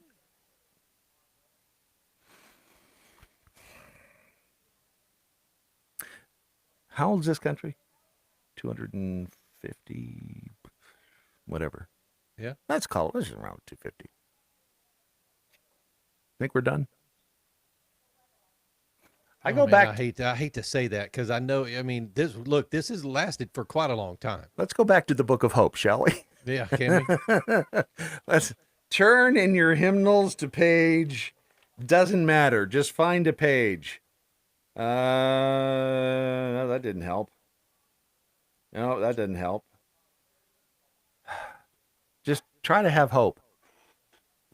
because these people are just amazing. And when you have the government out there doing the shit that they're doing, it can be daunting because as Joe Biden says, go up against the government, you need what, F-15s and some nuclear weapons? Yeah. Okay, so the fiscal year 2020 Alabama contractors were awarded. You want to take a guess at how much money they got in fiscal year 2020? No idea. $12 billion. A lot of money. Yeah, it is. That'll make you do a lot of things. Auburn is compelled to comply with the executive order and the guidance to the extent that those have been incorporated into our federal contracts. Ta-da! Wow. Now you know the rest of the story. And if you have not yet made your little pilgrimage over to preparewithmojo50.com, I believe that the last half hour should give you some incentive to do so. Because, that especially given, go to the grocery store, look on the shelves. See, we're being, again, slowly indoctrinated. Last year, hey, you know what? That's why, so with the toilet paper thing in 2020, now look, the shelves aren't that empty. Remember toilet paper? See, that's what's happening. We're going, this is not that bad. I mean, there's only one flavor of that now left, but okay. So at some point, you're going to go in and there's going to be like half of the shelves are empty. And then when do you think they start walling off sections of the, kind of like Fry's Electronics did when they were going out of business and wouldn't tell anybody? Started putting caution tape around certain areas. Oh, yeah, we're remodeling. Okay. But how long before grocery stores do that? They start, just putting up caution tape so you can't get into that area. It's, we're remodeling. And then they just never open those shelves again. So preparewithmojo50.com is where you'll find your emergency food supply. It's my Patriot Supply, but the website we use is preparewithmojo50.com. That way, we can keep these new energy-efficient lights on. Let me tell you, they are energy-efficient, too. They are nice energy-efficient lights. When you go there, also check out the other tools and supplies that they have for the apocalypse, because let me tell you, it's headed this way. It is headed this way. It's not a matter of if, it's a matter of when. Because one day Biden is going to get up and say something really stupid and irritating, and it's going to piss off the wrong people. As opposed to that happening, he does that every day. I know he does, but at some point there'll be some crazy whack job that'll just actually do something stupid. Yeah. But preparewithmojo50.com is the website. Preparewithmojo50.com. Do it today. Let's see. OSHA. All right. More of your communication. Also, Dan Andros. Dan will be along with us. Wow. What a day it is here on your Daily Mojo. Look what I got, Dan. Aww. Isn't that cute? Isn't it something? I mean, how far are we from just total breakdown and puppies? I got to rewind to the end of that last break I just caught, where I literally pick up and hear you saying, if Joe Biden says something stupid.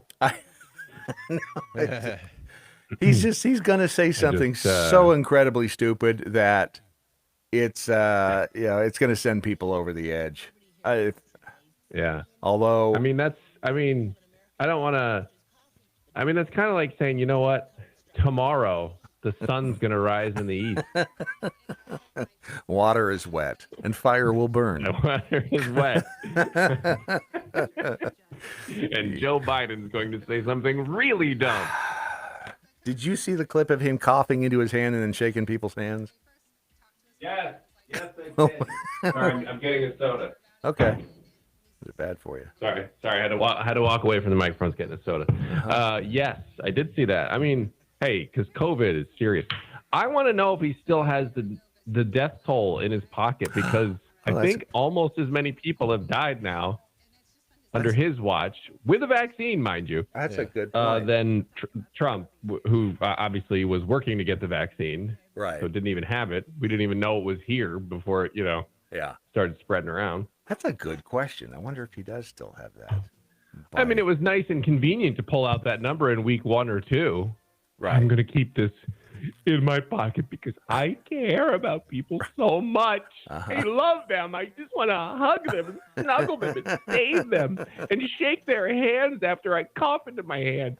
That's how much I love them. All right, but now, where's the number now? Now it's like 4 seconds. The Daily Mojo. I've been called on the carpet by a couple of people now. I was just looking up the Joe Biden, whether or not he still keeps the note in his pocket. Dan Andros joins us from faithwire.com right now, and you brought up a great point. Does he still have the list of the number of people who have died from COVID in his pocket? And you're right, he hasn't pulled that out in a while. Inquiring minds want to know because I haven't watched every one of these press conferences. Maybe he has, and I just missed it. But I do recall it being this big, sentimental sort of, sort of a moment that the press loved to highlight in the beginning. And Joe loved to highlight it. He'd take it out. I carry this everywhere I go. It's the number of everyone who's died of COVID. 300,000 or whatever it was. And because I love them, I care about them so much. I just want to hold them all and squeeze them and just be tender with them. And now it's kind of like, what? There's a number? Because, and I think the reason for that, Brad, is because I think the number is closing in on almost as many people have died under Biden's administration than the Trump administration. Now, of course, Biden has a vaccine right here. So he's kind of got that at his disposal. And, Trump, obviously, the Trump administration was working to get the vaccine after, obviously, a bat, spread this whole thing. Sure. Definitely wasn't China. No. Definitely wasn't anything shady with China. No. That would be crazy. Do you hear me, social media censors? Definitely wasn't a China lab. No. Nothing happened there. It was a bat. It was just a bat. Just flying a bat. Around. And people fighting people. And they were eating it too. Let's be fair. I mean, some of the people were just over there eating bats, and they got it that way. That's pretty much everything that again, going back to the whole conspiracy thing, pretty much everything that we were saying prior to this, the crap show that came out has turned out to be true. And it's the level of absurdity. Yeah. Well, and the racket, though, I mean, I can't remember if we've talked about this, so apologies if we have, but it just never ceases to amaze me. The racket that has been set up where you can't even question things. I don't understand how people don't see the problem with, okay, all the power people here say X. And then, they're the ones in charge. You can't question the CDC. You can't question the government. You can't question these people, or else the big tech and everyone else will ban you. You'll be isolated and rejected in society as some sort of anti-science denier, blah, blah, blah. And they don't see the problem with that. Do you guys not understand that this is how dictatorships work? This is what they do. This is kind of their bag. Ron, I don't think that Dan has heard the story of PJ Media. He probably has not. I'll bet he has not. Have they been banned? To your point, PJ Media's Twitter account was locked down because, and I want to make sure I say this correctly because it's good. Right. You don't want to get locked down. No. Where is it here? I can't find the specific story, but I'll just say this: they got their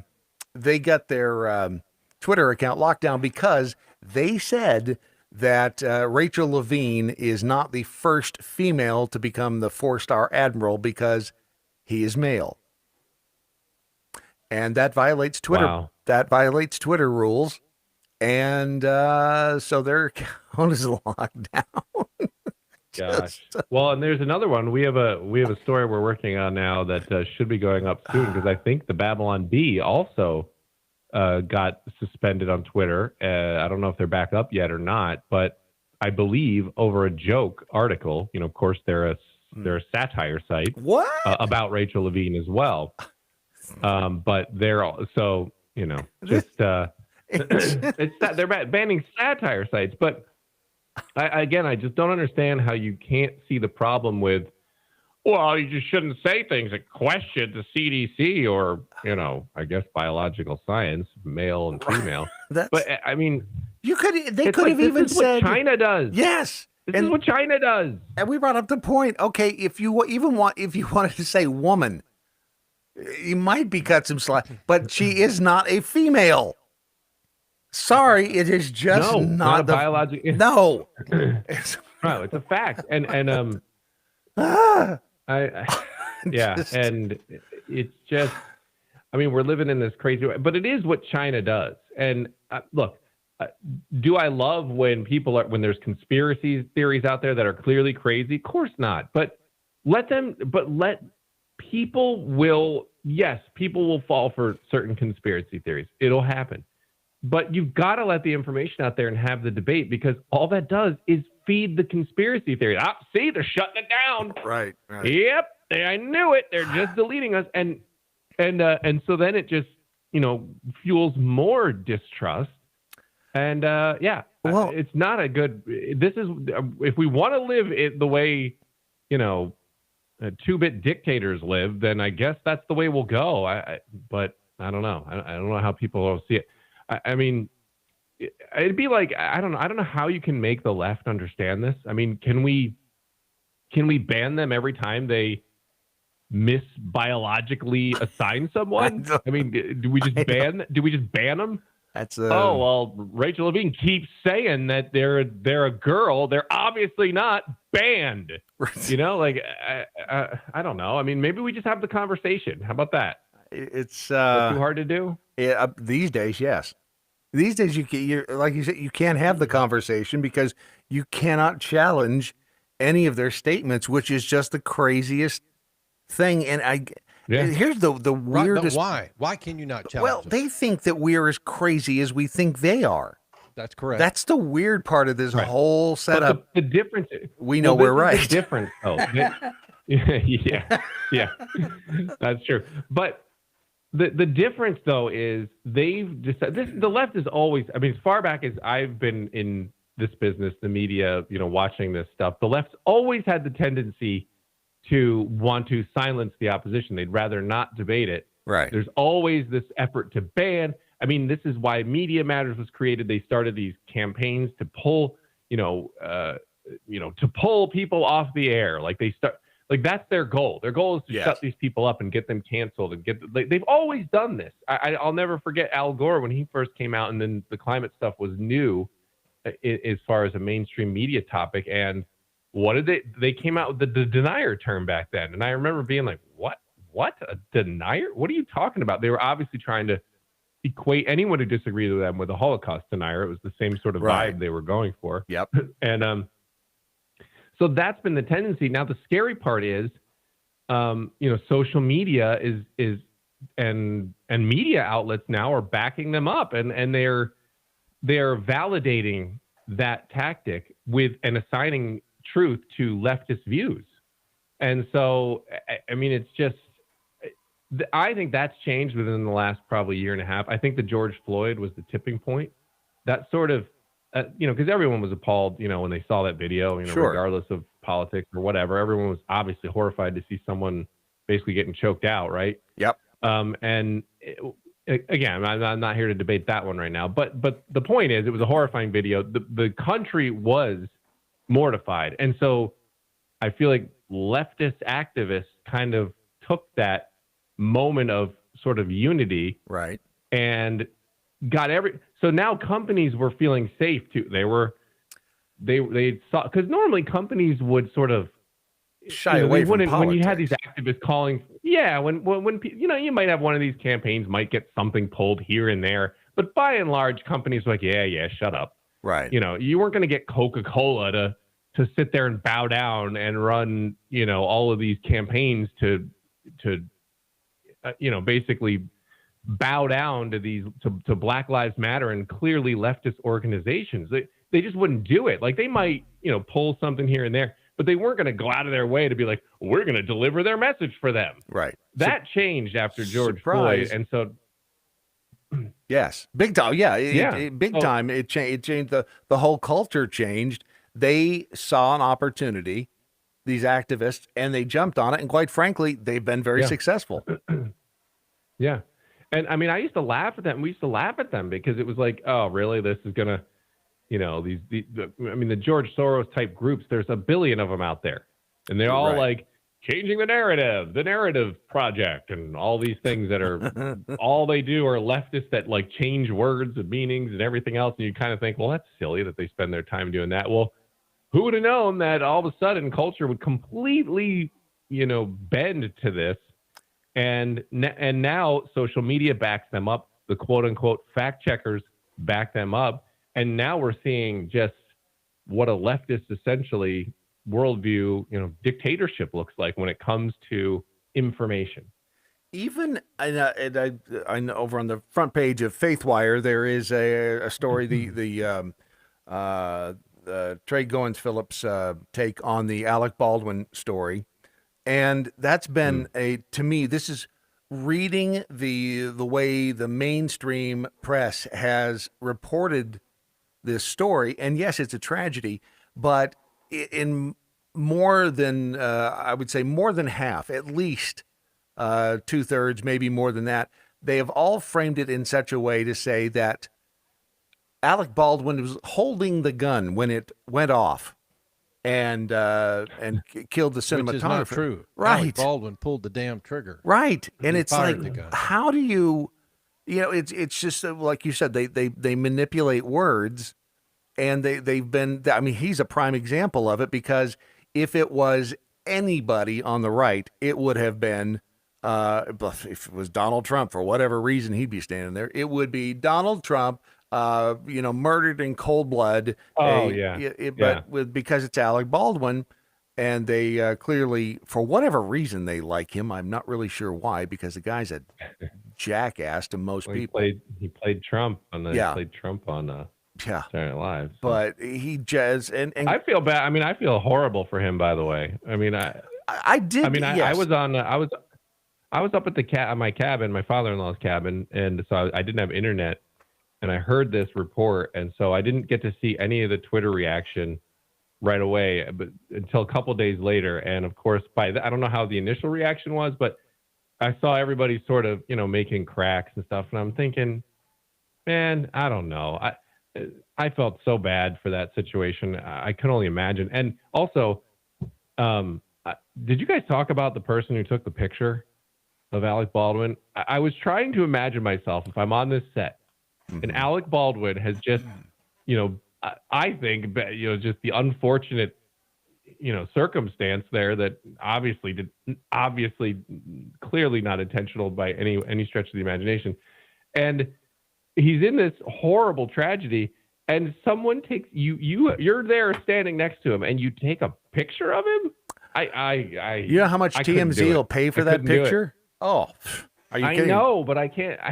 Well, here's the problem. I understand that, but Alec Baldwin has been. How much your soul costs? I know, come on. and I agree with you. This is it was a horrible accident. But two things. Number one, Alec Baldwin has been such a douche to most people that he has met. So he's not garnered much in the way of sympathy credits from most people. Secondly, it was it was an accident. However, it was an avoidable accident had he followed the gun safety protocol. He assumed that once this person handed him the gun, that by telling him cold gun, well, you don't assume anything. You're holding the gun. It's your responsibility to make sure the gun is clear. There's no two ways about it. That is just gun protocol. Therefore, Alec Baldwin is responsible for this death because he did not follow proper safety procedures. He did not ensure that the weapon he was holding and firing was safe to do so. It's just, I don't see how there's any. Now, to your point, I agree. How horrible must it feel as a human being to, he's probably, kill somebody like that? Yeah, well, look, I'm not a movie. I don't know what typically happens on the movie. I'm assuming that he's done this a million times with these guns, and obviously something like this has never happened. So, I don't know. Look, I don't know. I wasn't there. I don't know what all the reports are saying. I really haven't looked at it. So, I could be way off on this. But I understand what you're saying. It's a horrible thing as a human being to have done that. It's well, just yeah, and horrible. like to your point about him being, kind of a jerk nozzle, which he's essentially been, much of the time. To me, this is a good chance as a Christian. I would want to extend grace to him and show him. I'm not going to return and say, well, yeah, that guy's a number, so I'm just going to go ahead and do it back to him. Like that's not how I would handle it as a Christian. To me, it's a good opportunity to show him a different way of doing things, and in his moment of distress. And I think it would actually mean something to him to get that sort of a response. So it dismays me a little bit when everyone's just trying to make jokes and well, and you got to think at his expense in the middle of it. You got to think also because he had it coming, Yeah, there are people out That's there. That's not who me. think I mean, I know a lot. I know I'm in the Look, I know I'm in the minority, by the way, guys. I know this. So go ahead and make fun of me. No. Ron, what were you going to say? Tweet at me. No, I was going to say that it's almost as though this happened to him because he's such a nozzle. You see what I'm saying? Well, and it's kind of karmic, right? Yes, Don't this get is me wrong. karma. Yeah, karma's But a once bitch. karma strikes, dude, you got to stay off of people. I mean, you got to go, okay, karma hit you. You did what happened, and God bless you. I would never want to have to see someone and be excited the fact that they're going through what he's going through. No, and I Hell don't no. I don't but I don't know how many people are excited seeing it. Yeah. It's a horrible situation. Well, and don't we criticize the left when like, for example, they're dancing on the graves of people who die of COVID who didn't get vaccinated. Correct. Right. Yep. They're like, oh, this person tweeted something kind of negative about vaccines, and they look at them, they got COVID, idiots. Like, we look at that and we're appalled by that, and I feel like this is maybe kind of a similar situation. Well, and the other parts of this you should respond differently. The other parts of this you are unaware of is he is actively throwing the assistant director under the bus. And yeah. Oh yeah, he's out there saying, "No, the AD gave me the gun, told me it was a cold gun, blah blah blah." Doesn't matter what the AD told you; it's your responsibility. He's also a producer of the film. Plus, he also met with the family of the woman who was killed, and shortly after he met with them, her family made a statement that they don't feel like it was Alec's fault. It's like, whoa, okay, there's Yeah, but what did you say? How much was the check? How big was the check? Yes. How big was the check written? Because, again, Alec Baldwin has in the past criticized the cops for, what was the 2017 tweet? I wonder what it feels like to accidentally kill somebody in criticizing the police at that time. He was just being a real jackass to the cops. And this is why I think people have swung around and are hitting him, right between the eyes with the thing. Because he has been so vocal. I agree that those, of course, I don't agree with Alec Baldwin's comments at all. Right. But I really think that you don't need to remind him of this stuff. Like, he knows he said this stuff. He knows his beliefs. Like, you don't need to just shove it back in his face when he's having obviously the worst moment of his life. And, to me, that will only harden his heart more. I like I said, he has said all these things. I really think that that juxtaposition right there of what he said in the past about cops and what happened to him, like, he knows this. He is now, he's living this right now. You do not need to just jam that knife in a little bit more. You don't need to do it. He's going to realize it. I mean, he should, but even still, I mean, maybe he's that arrogant that he won't. But I can't. I mean, you look at his reaction here, and you just can't imagine that. Well, even that's he, actually what in Squatching his, Duck just said arrogance is not gonna. on Twitter. Said the person who took the picture probably didn't know what had just happened. Hey, that's Alec Baldwin. He looks upset. Take a picture. It'll be just like all those other times people filmed him while he was angry. That's a good point too. He has made a point of having these public outbursts. And so it's the be careful what you sow, because you'll end up reaping it. Oh, and the Let's Be Frank in PA says the example you're looking for is Dick Cheney. Remember that? Yeah. Because they were merciless on Cheney. I mean, the jokes. That's a good point. That's a good example. Yeah. But that doesn't mean you have to sink to their level. But it is and then, like I said, we are all sinners. We all know that. But the problem is, it's been his conduct and his attitude toward others in the past that it's like when you see something like this happen, and it's again horrible. It's I guess the feeling is, wow, you rarely get to see karma come around and swack somebody in the face. Right. Most of the time, it's you see, how do these horrible people keep getting by with this crap? So it's still just a horrible situation. Again, from my from as the Christian view, my thought on it is, I'm no better than, like you just said, we're all sinners. I'm no better than Alec Baldwin or anyone else, because any sin is equal. I mean, once we've all sinned, we're guilty of all the sins. I mean, that is, that's what the Bible says. So, I don't judge myself against other people. And so, God offers me grace. So I think we have to extend that grace. And I just think that will speak louder. And look, I'm not in Alec Baldwin circles, but I am on Twitter. I mean, I could either tweet just, ha, you're an idiot. Now, how does it feel? Or I can, extend some grace, offer him some prayers, and maybe that will open his eyes a little bit more. Maybe it'll change his heart. Maybe it'll change his heart. That's the thing. That's the thing. You don't. But I can only control my side. I can only control my side of the thing. Correct. And so I'm not going to. It's not my job to sit there and, quarterback his. Oh, look at him and his arrogance. That's our job. That's what we do. Right. That's what we do. That's what you do. That's what you do. I'll leave it to you guys. Okay. All right. Some good news over at Faithwire. I see the story of. I didn't realize Jordan Peterson's. Yes. She found God. Yes, apparently, and she did a long YouTube video with I forget the guy's name. It was some YouTuber, but she just kind of gave her story and talking about how it just kind of happened all of a sudden, and now she's super into her faith and that she's reading her Bible every day, and that God basically just opened her eyes. And so very, very cool, because I know Jordan Peterson's sort of been open about his faith and open to faith. I believe his wife's Catholic. I'm not 100% sure on that, but sure. he's been more receptive to faith, and he's been talking about Christ. So I know I've seen a few posts of people praying for him on that front. So to see his daughter,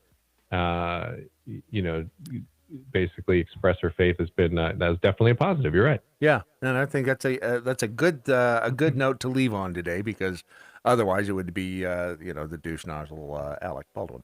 So all right, there he is. Dan Andros on the Twitter and faithwire.com, and it'll be interesting to see what happens here coming up the rest of today and this week. So all right, we'll talk again next week, Dan. Thank you. And Dan brings up a great point. I mean, it's because my first reaction to that was, yes, it is horrible what happened. And I wouldn't wish what happened on my worst enemy. Yeah. I mean, that would just, because you're going to carry that with you the rest of your freaking life. But it's the arrogance. And I think that, based on past behavior, it wouldn't surprise me if Alec Baldwin was so arrogant and cocky, and that this would not, affect him. It's like, well, it wasn't my fault. I think that's incorrect. I think it's affecting him pretty heavy. I hope so. I hope that look, people can be assholes. That's just the way people are. Yep. But most people most people, and I'm guessing he is probably one of them, somewhere have a conscience and a heart. Somewhere. It may be underneath, rock and earth and hate, but it's there. And you don't ever want to have to find yourself in a position where you accidentally take a mother from a child. Right. And it's I don't know if she was married. She was. She had a little boy, and 9 years old. So the whole thing is just it's a horrible situation. It would suck. It doesn't matter, which side of the fence you're on. But the what he is now facing is the backlash of his public behavior. But again, let he without sin throw the cast the first stone. But he does. Alec Baldwin has been very kind and added a great deal of content to our programs over the years. So what other no better way to thank him than this? And that, as they say, is that. What do you mean it's last call? Wow, we got through 2 hours of the Daily Mojo for Tuesday, the 26th of October, year of our Lord 2021, and nothing blew up, melted down. No, but we thought we were going to have a meltdown before the show. We got it. Yes, there was a bit of a meltdown, but because we are like ducks, we are calm and serene on the top and paddling like hell below the surface. We got it fixed, and we may share that with people at some point. Let's find out if, in fact, any of the lessons stuck from today. I have to turn. See, this is the problem with this job. I'm having to turn my head this way to look over here. Did they? Seriously. Robin P. learned women, female, trans. I'm only in it for the shoes. Boom. That's the way it works. Ever tell you I could wear Laverne's shoes? You turn Laverne? Her shoes fit me. Do you know what a bitch it is to walk in pumps? No. You ever tried that? No. I don't know how women do it. I really don't. It's a learned skill, isn't it? Holy crap. It's like, I bust my neck in the first 10 minutes. I watch the Kardashians walk around in their freaking stilettos. Right. All the time. How the hell did they do that? They walk in them. I don't watch them all the time. I just see them all the time. Sure you do. How do they walk in those? How does a person walk in those? Absolutely no idea. Without snapping them off. Right. Richmond Joe, Amazon pushing a Mayor Pete documentary. I'll bet it's just another puff piece. Hold on. Wow. There's one of these. I saw what you did there. Wow. Timmy, the retired pilot. What is the number one rule when holding a gun? This is your daily pro quiz. Ding ding. Always treat them as they are loaded. Check, check, double check, triple check. Yeah, and buddy. yes, there's just no way this is not his responsibility. Sorry. Priceless 6. Get your APR coffee order in soon for Christmas. I just ordered my advent calendars and Christmas gifts. I'm working on my Romika Designs order right now. Boom. When Priceless 6 puts in an order, you know about it. It's an order. Thank you so much. And Melissa says, Sippy says, relax, Brad. You're going to have a seizure. What? What did I do? I'm blaming the engineers for coming up with this design. It's not Seizure Tuesday. It'll be Seizure it is. Right, exactly. Seizure Wednesday. Right. We'll we got to make sure that we have it framed correctly. Coming up next across most of these Mojo 50 radio stations is, of course, I don't know. What is it? Yeah, it's Abnormal Realities, but it's a replay of a replay. So we haven't recorded in a few days. So we are live tonight, though. Wow. All this time. We are live tonight. I don't know what you were doing on the road. Your Daily Mojo, of course, this morning made possible by the nimble fingers of real Ron Phillips over there, spinning the dials, radio style. Remember, the smallest minority on earth, the individual. Those who deny individual rights cannot claim to be defenders of minorities. Sic semper tyrannis. Resist stupid. I know it's tough. And good night, Doc Thompson. Wherever you are. Bell count next. Maybe. See ya. Clear. Let's see if this works. I have absolutely no idea if it's going to work, but we'll find out. Oh, that's appropriate, I think. Don't you? Yeah, it's perfect.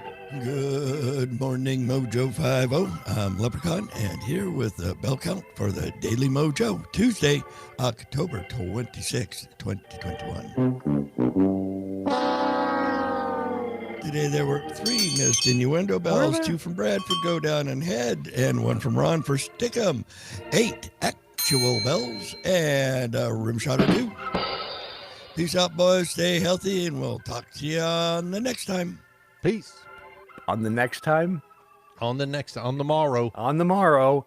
And the word O today. Revenant. I did not know there this. was a movie. There was a movie Revenant. called. Yes, It but was I did not. Leonardo DiCaprio. But do you know what a Revenant is? I have no idea. I'll be damned. It's a noun. It's a person who returns as a spirit after death. Revenant. I did not know that, which makes sense now thinking about the movie The Revenant. Say it again. Revenant. No. What's the definition? Sorry. Are you not listening? No. It's a noun. A person who returns as a spirit after death. A ghost. Really? Yes. That's a revenant. Revenant. Which makes me look at that movie in a whole new light. Why didn't they just call the damn thing Ghost? I've not seen the movie, but that's the one I know he fights the bear in. Well, he's dead apparently, so it doesn't matter. Yeah. Okay. Son of a gun. See? You learned something new today. The Revenant. Yes. And That is a wrap. we'll have to do a tour of the studio once everything gets all Yeah. hunky-dory. All right. Bye, kids.